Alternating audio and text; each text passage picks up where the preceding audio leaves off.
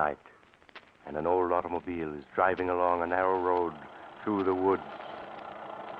At a point where a second road, even narrower, crosses the first, the car stops. Here you are, young fella. This is the professor's place. Is it? All I can see is woods. It's up that road, about 50 yards. Look sharp, and you can see the light shining between them two trees. Huh? Oh, yes, I see it now. Then I guess I get out here. Would you hand me my bag, Sheriff Ramsey? Right. Here you are. Thanks. And that's $1 I owe you, right? Yep, thank you.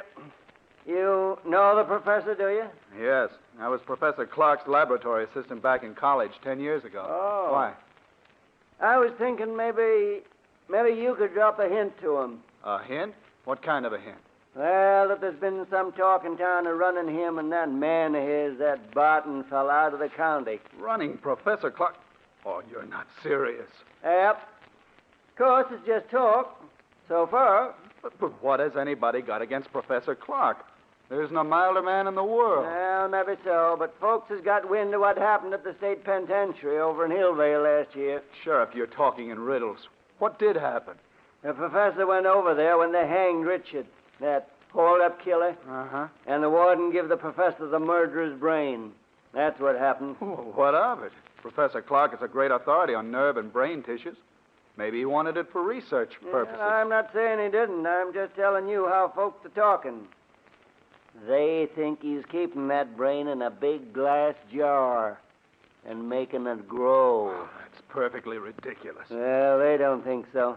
They got the notion that brain is big as a bull calf by now, and they're afraid someday it'll escape. Sheriff, for a minute I was taking you seriously. A brain as big as a calf? Oh, I'm not saying I ever believed it, but it'd be a good idea if the professor'd give folks the notion of what he's really doing in that laboratory of his, with that Barton fella to help him. Then maybe the talk would die down. I understand. All right, Sheriff, I'll mention it to him. Well, then I'll be getting on. Good night, young fella. Good night, Sheriff. Right up that road, about 50 yards. You can't miss it.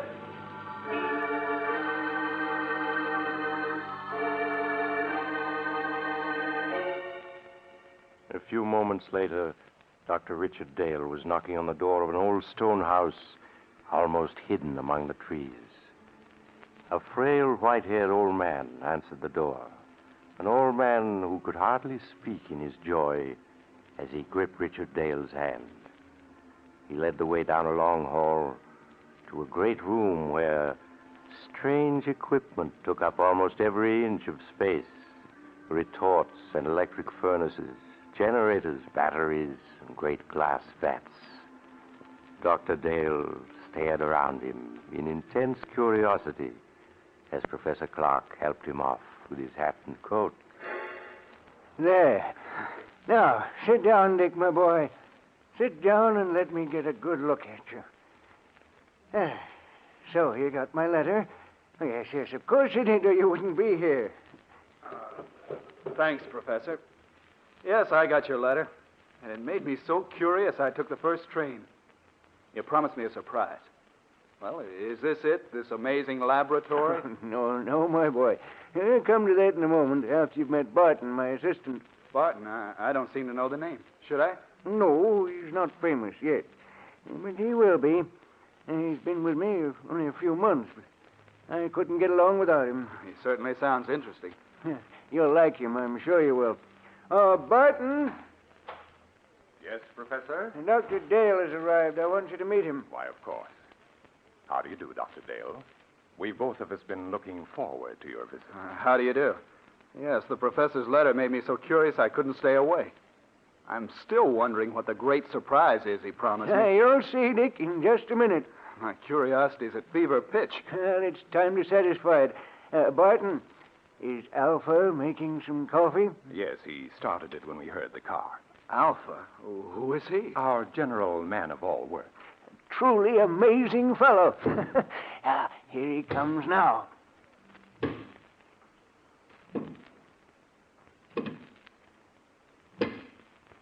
Shall Alpha serve coffee? Good heavens. I said you'd be surprised, Dick. He's not human. He's a machine, a robot. Yes, my boy. An artificial man made from metal and synthetic brain tissue. A machine man.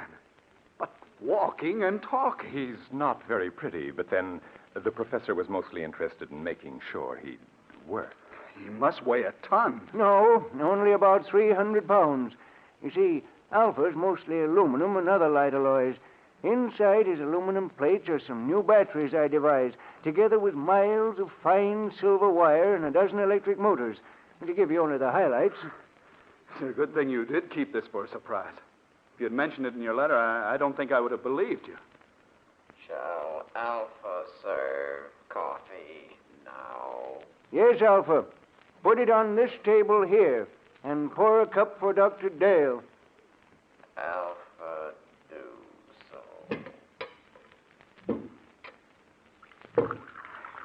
Still can't make myself believe it. Alpha poured coffee. Go on, Dick. Take it. Huh? Oh, yes, of course. Al, thank you. Alpha, this is Dr. Dale, our guest. Any orders he gives are to be obeyed. Alpha understands. He looks clumsy, but he poured the coffee as well as a man could. Yes, my boy, Alpha has capabilities you'd never suspect to look at him. Here, I'll show you. Alpha, Alpha hears. the fireplace needs more wood. Put on that big log there. Alpha, do it.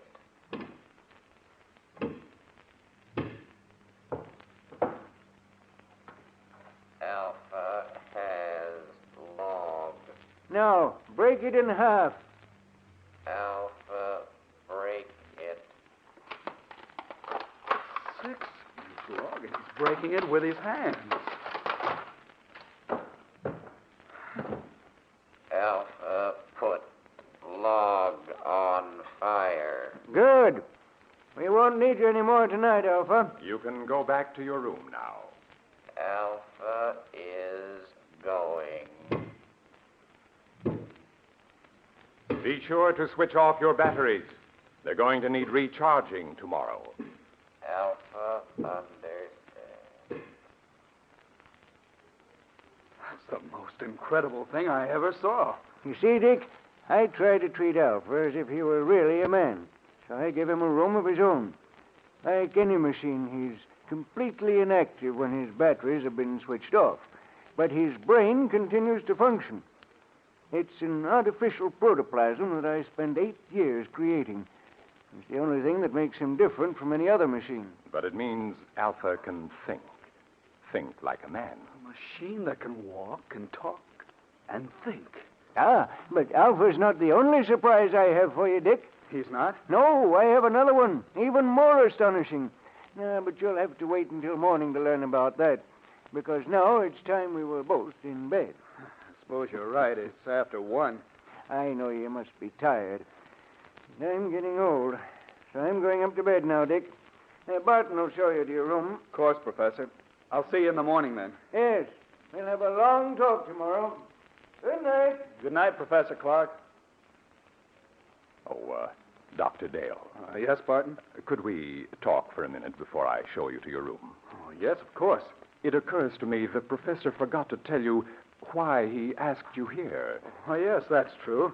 And I've been so interested I forgot to ask. It was his hope that you'd stay indefinitely and help us carry forward the work we've been doing here. Stay indefinitely? Well, I have my own work. Don't say no yet. Now just think, Dr. Dale. Alpha is stronger and more rugged than a man. He needs no rest, no food. Yet he can do the work of 3 men. He can plow, reap, run machinery. Think how much drudgery a million like him could lift from mankind's shoulders. Yes, that's true. And already Alpha is technically obsolete. Professor Clark has the blueprints for a new machine man, as superior to Alpha as an airplane is to a bicycle. We want you to help us build them. Well, I'm certainly tempted. Perhaps I could arrange. Ah, excellent. And now there's only one more thing I want to tell you. Yes? What is it? It's about Alpha. You must help me persuade the professor to dismantle him. Dismantle him? Why? he has become dangerous. I don't understand. Because he was the first successful machine man that the professor built. He is imperfect in many ways. He's not completely reliable. I'm afraid that someday he may escape from the house and so do some damage that would seriously upset our plans. Yes, that could easily happen. The local inhabitants are unfriendly enough as it is. I know. Sheriff Ramsey was warning me about that tonight. All right, I'll speak to Professor Clark about it tomorrow. Ah, good. Then I'll show you to your room now, if you wish. Yes. I am sleepy. If you'll just come this way.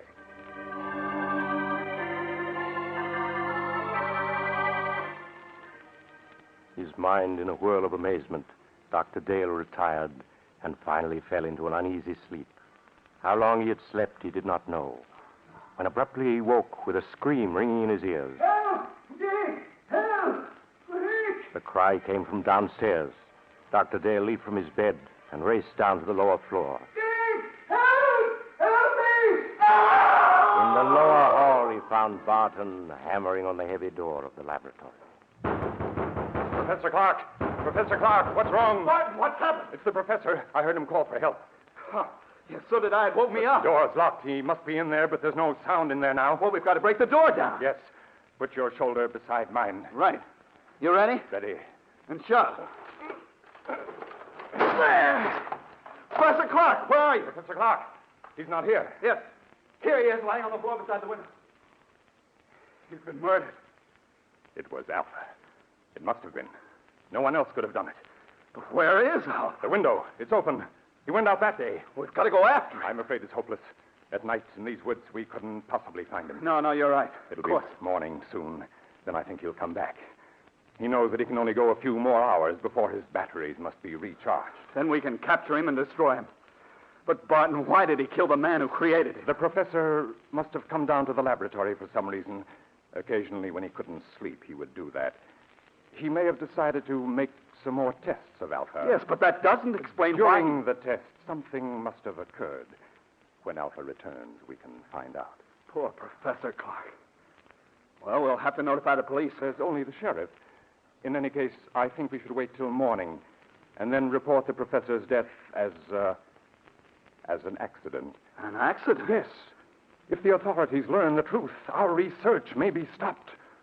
And when Professor Clark has achieved so much, can we let it go for nothing? No, of course not. Dr. Dale, we must carry on his work for him. Yes, that's what he would want. Then you will help me continue it?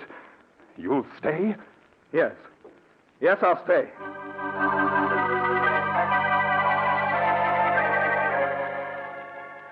Greatly upset by the tragedy, Dr. Dale returned to bed and at last fell into an uneasy sleep, haunted by dreams of Alpha, the metal monster Professor Clark had created. When he awoke, the sun was shining, and he could hear Barton moving about downstairs. He dressed and went down to find Barton getting breakfast ready. Oh, good morning, Dr. Dale. Good morning, Barton. Any sign of Alpha? Not yet. Well, we ought to start a search for him. But first, I think you ought to eat breakfast. Everything's ready. Oh, all right. Some coffee anyway. Here, sit here. Thank you. I didn't know you were a cook as well as a lab assistant, Barton. I've learned to do a lot of things since I came here. Aren't you going to eat, too? I'm not hungry. I seldom am. But I thought that while you ate, I might outline some of the problems facing us. That's a good idea. You see, though Alpha's brain is of synthetic protoplasm, it is not completely artificial. I was wondering about that.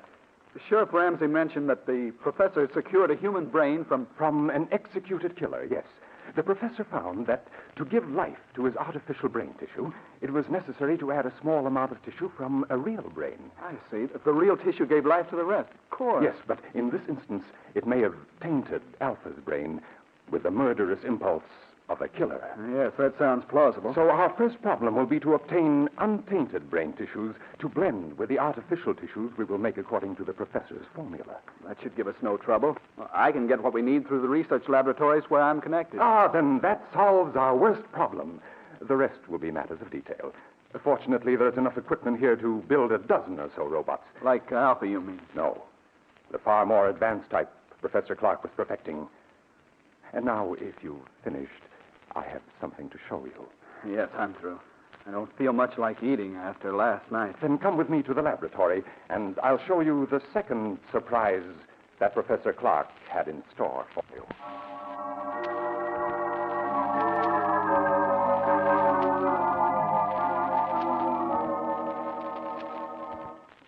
Here we are.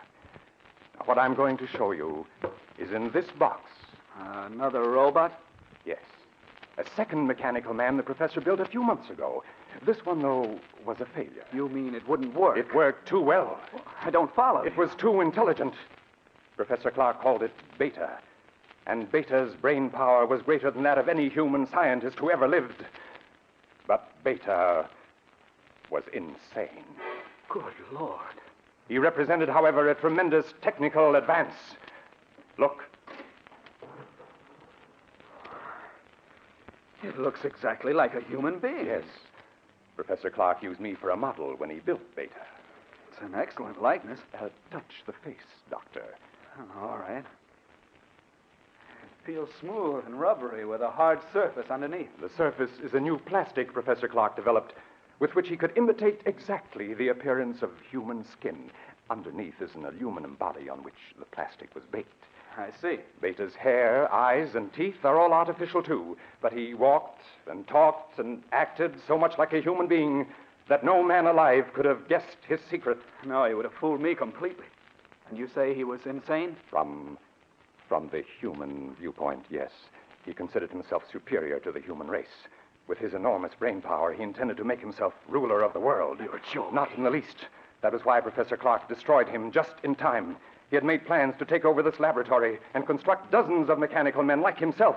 And then, with their help, he was going to enslave all mankind. Barton, if that could happen once, it might happen again.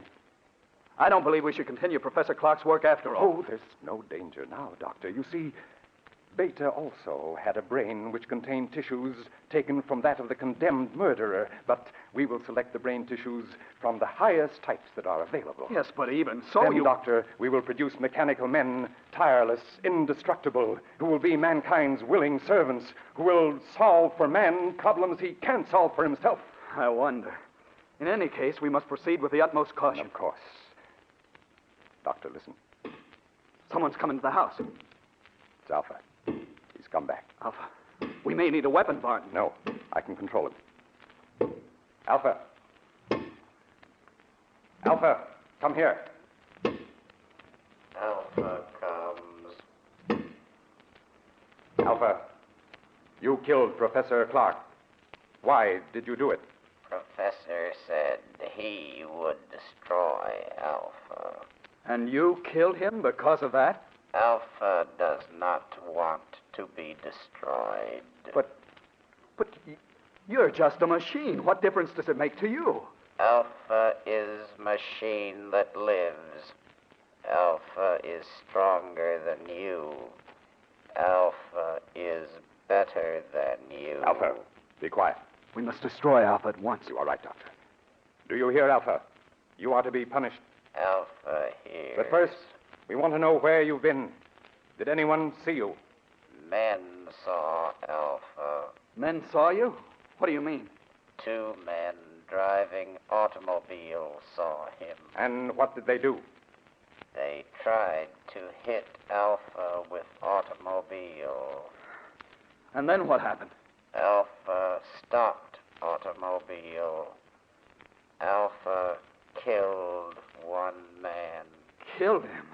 Other man ran off in woods. Alpha could not find him. Alpha came back. We can't keep this a secret.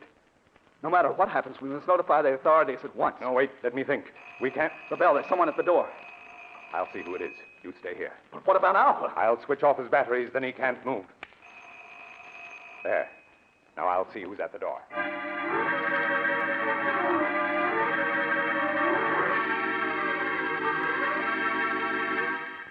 Dr. Dale waited while Barton went to the door. He heard the door open and recognized the excited voice of Sheriff Ramsey speaking. Then a moment later, Barton came back into the laboratory followed by the sheriff, who held a revolver in his hand. But, Sheriff, if you'd only let me explain... Never mind that. You're coming with me, both of you. Dr. Dale, perhaps you can reason with the sheriff. He insists that we're under arrest. Yes, and I'm taking you to the lockup. The professor, too. Where is he? Professor Clark is dead, Sheriff. Dead. He was killed last night when an experiment he was engaged in went wrong. An experiment, huh? I suppose it was an experiment that crushed the life out of him.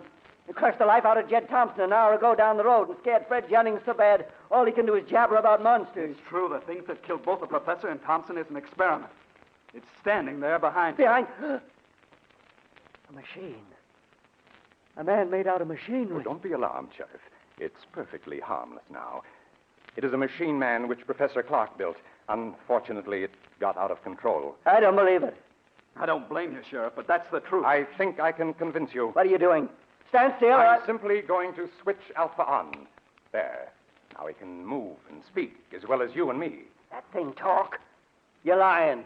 You're up to something. Alpha, will you tell the sheriff that it was you who killed Mr. Thompson?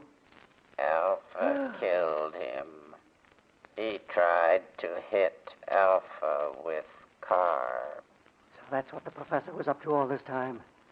Building that thing. Now, Sheriff, surely you realize that we are not murderers. Maybe not, but you'll come to jail just the same. You're partly responsible anyhow. But, Sheriff, Anyway, it's for your own protection. There's a mob on its way out here from town. They're going to burn this place down. What? I got to put you in jail for your own safety. They're ready to lynch you right now. Burn the place down. That's what I said. So turn that machine thing off and come along. We ain't got much time. No. All this equipment, machinery, the professor's notes, they must not be destroyed. We must stop them. Yes, Sheriff, the loss to science. Never mind science. You got your own skins to worry about. That mob means business. Let's get started. I'm afraid we can't do that, Sheriff. You can't. I got a six-shooter here that says different. We have no choice, partner. Oh, yes, we have. Alpha, take the gun away from this man. What are you doing? Stop him! Stop him or I'll... No! Let me go! Stop him! Too late. Too late, Dr. Dale. He's dead. Alpha crushed him. Yes, Dr. Dale. Now, you're a murderer. In a good cause. The life of one man or of a dozen men cannot stand in my way. You don't expect me to keep silent about this, do I you? think you will. Alpha. Alpha. He doesn't answer. His batteries have gone dead. That last burst of energy must have drained them dry. But it makes no difference. I think it does. A big difference. There, see this? It's Sheriff Ramsey's revolver with 3 bullets still in it. Now put your hands up. I must explain something to you, Doctor. You can talk, but if you move, I'll shoot. I only want to say that nothing is going to interfere with my plan to build more of the improved form of robots that Professor Clark perfected before his death. Robots who look and act so much like men, no one can detect them. They'll never be built. I intend to destroy all of Professor Clark's notes. They will be built by me. I shall build 10, 100, 1,000. Then I shall lead them with a superior intelligence to the mastery of the world. You're mad.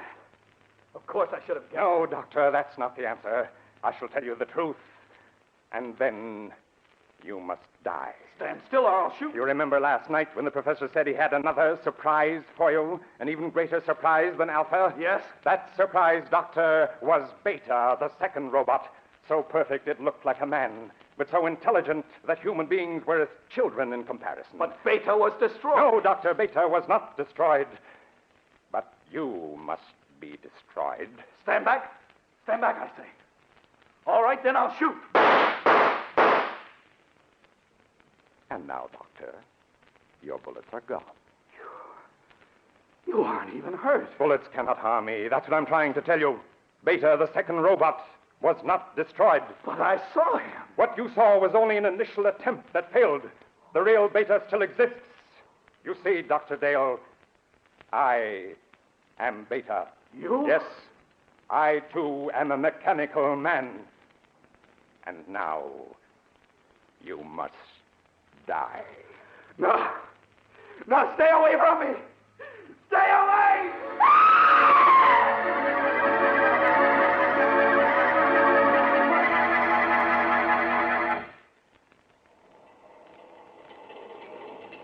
This is the mysterious traveler again.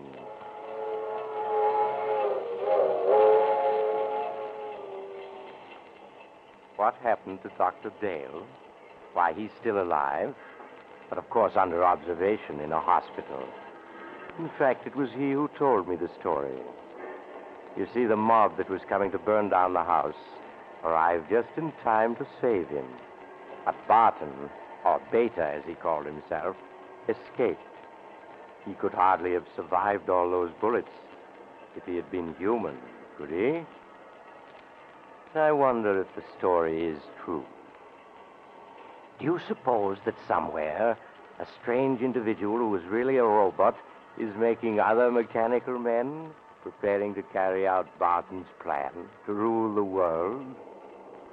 Oh, you haven't time to talk about it now. You're getting off here. I'm sorry. But perhaps we'll meet again soon. I take this same train every week at this same time.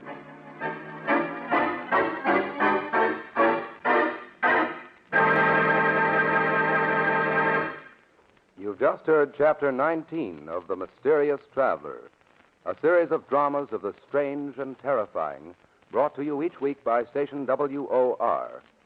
In tonight's story, Beware of Tomorrow, Will Hare played Dr. Dale, and Don Randolph played Barton.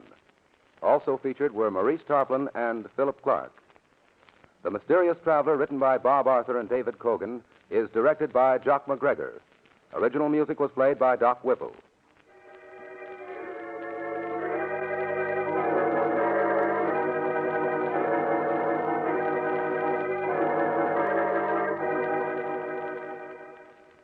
Listen next week to a tale titled The Accusing Corpse. Another Tale of the Mysterious Traveler.